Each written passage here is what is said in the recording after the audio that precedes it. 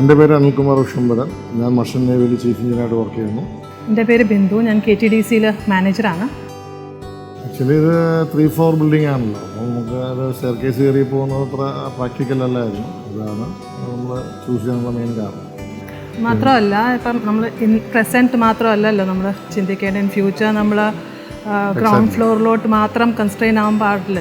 So mostly നമ്മൾ my father 80+ ആണ്. ഇപ്പം അച്ഛൻ വന്നാലും നമുക്ക് മേളിലോട്ട് കൊണ്ടുപോകാൻ ചിന്തിക്കാൻ പോലും പറ്റില്ല. അപ്പം ഇതൊക്കെ ഒരു അഡീഷണൽ നമുക്കായാലും ഇൻ ഫ്യൂച്ചർ അത് ഡെഫിനറ്റ്ലി അതൊരു നെസസിറ്റിയാണ്. അത് ലക്ഷറി ഇപ്പോൾ ആണെങ്കിലും നമുക്ക് ആദ്യം ഇപ്പോഴങ്ങനെയൊക്കെ തോന്നുമായിരുന്നു, പക്ഷേ ഇപ്പോൾ നെസസിറ്റി ആയിട്ട് തന്നെയാണ് തോന്നുന്നത്.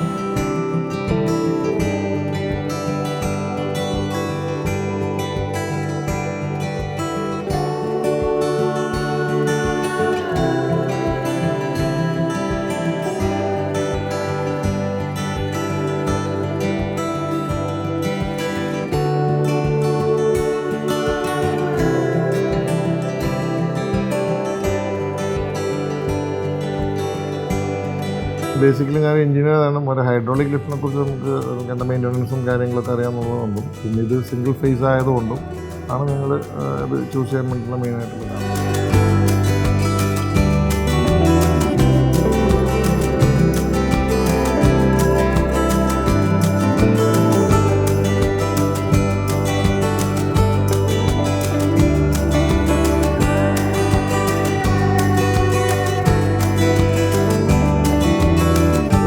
ലിഫ്റ്റിൻ്റെ ഓരോ സമയത്തുള്ള മാനുഫാക്ചറിങ് ഒരു പ്രൊസീജിയേഴ്സ് എല്ലാം നമ്മളായിട്ട് കമ്മ്യൂണിക്കേറ്റ് ചെയ്യുന്നുണ്ടായിരുന്നു.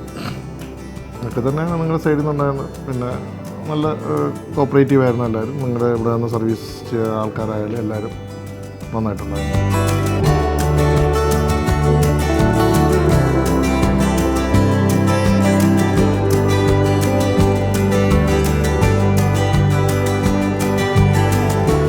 ലിഫ്റ്റ് ഒക്കെയാണ് ഞങ്ങൾ സാറ്റിസ്ഫൈഡ് ആണ്. ഞാൻ പറഞ്ഞില്ലേ, വൈഫ് പറഞ്ഞതുപോലെ നമ്മുടെ ഈ റിക്വയർമെൻറ്റ്സ് ഒന്നും ഇപ്പോഴത്തെ മാത്രമല്ല, ഫ്യൂച്ചറിൽ നമ്മൾ ഏജ് ആകുമ്പോഴത്തേക്കും നമുക്കത് ഭയങ്കര യൂസ്ഫുൾ ആയിരിക്കും.